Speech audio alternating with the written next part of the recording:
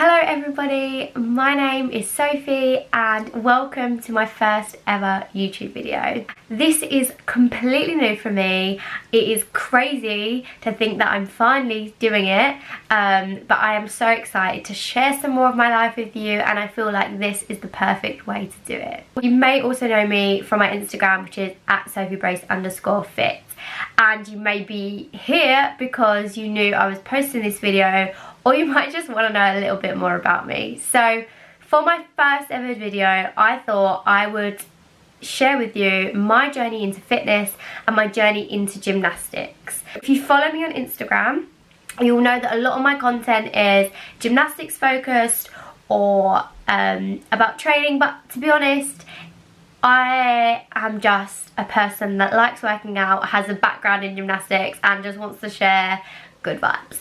I do want to share my story because I get asked about it a lot, and I think I would clear a few things up. I would really appreciate your support, and if you do like this video and you want to hear more about my journey or just about me, please like and subscribe. I'm going to take you back to the beginning and yeah, up to the present day. I really was an active child. I was constantly running around. I was doing roly-polies and cartwheels. So I think might have been in swimming lessons and in ballet lessons at this point, but what I wanted to do was go to gymnastics lessons. And so we tried to get me on a list at the local sports centre for ages, and then I finally got in, so I was absolutely ecstatic, and I just learnt so many basic skills there. I learnt to forward roll, backward walk over, forward walk over. I think I learnt my first flick there, and I can't actually remember how long I was there for, but it was quite a period of time. And eventually what happened was the coaches that ran that class came to my mum and dad, and they were like, she is too good to be here and we really want to send her somewhere else so you can get the most out of her potential. So they actually had links with a gymnastics club in East London. Some of you might know it as Beckton. I train there now. It's where I film a lot of my videos, and we went there for a trial day and I ended up joining their club. So that is the start. I started my journey in a rec club like most kids do when they go to gymnastics, and I was just put in this group with a load of other girls, and who knows, like there was no expectation of me. My mum and dad definitely didn't think I was going to be any good, so it was just pretty standard. And then a little bit down the line I was getting pretty good and I was picking things up really quickly and progressing quite fast. And there was news that a new coach from South Africa was coming to our club, and she was going to take a group of girls from different groups around the gym to become this elite squad.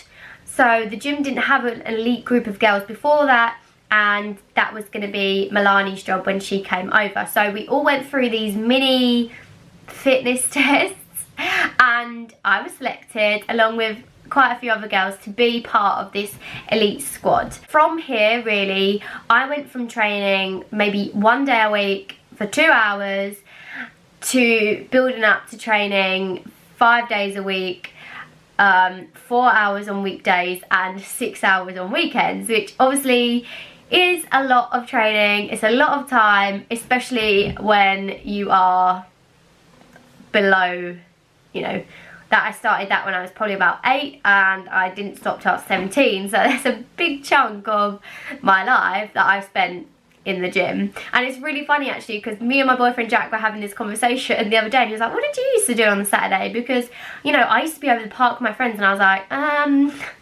was in the gym.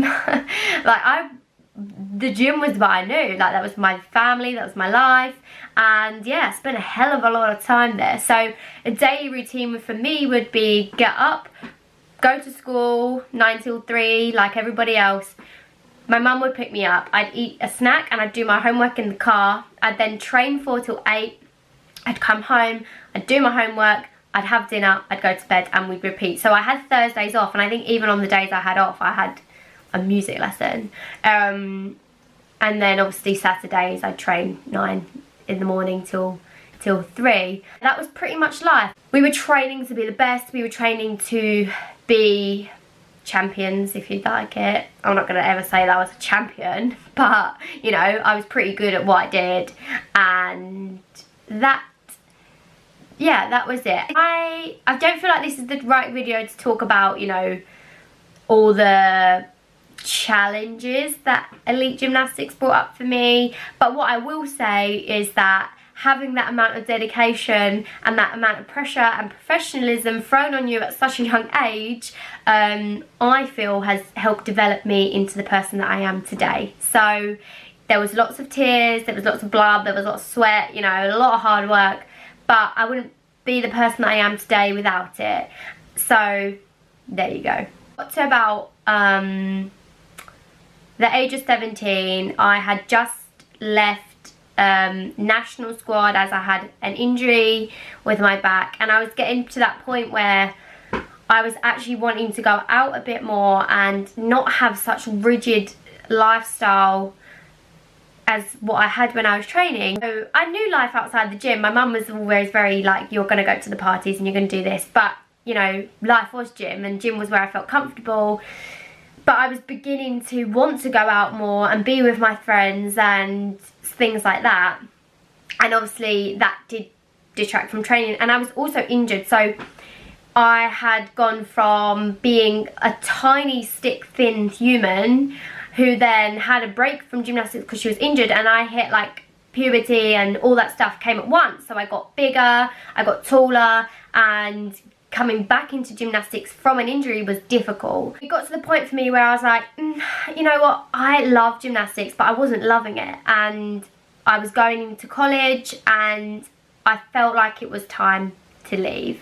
So I had gone from being this athlete, I was Sophie the gymnast, everyone knew me as Sophie the gymnast, and I was this athlete, and I went to doing nothing. So I was 17, I went to a college away from most of my friends, and I was really forced to be in a social situation away from gymnastics and really try and start finding out who I was as a person. And I really developed great friendships, had a great social life, and I had a whole year of doing nothing.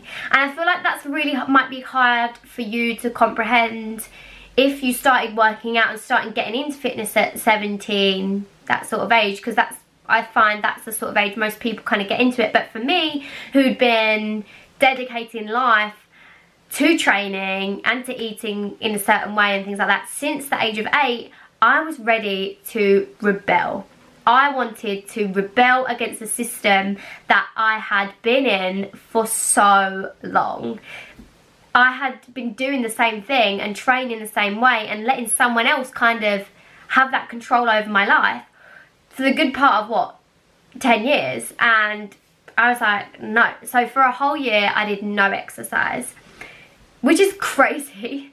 And towards the end of that year, you know, I started to notice change. Obviously, I put on weight, and I started to notice changes in my body. And I was like, I miss gymnastics, and I miss feeling the way I felt when I did gymnastics and just feeling fit. So I think I then joined a gym. So it's like, just before my 18th birthday, I started going back to the gym, and I was clueless. That because the only training that I knew was how I trained in gymnastics. So I knew what we did in gymnastics, but I had no real experience of training in a gym, because a lot of the stuff you do as a gymnast is body weight and it's quite high intensity, but you know, it's geared towards gymnastics. And so with anything to do with weights, I was completely clueless.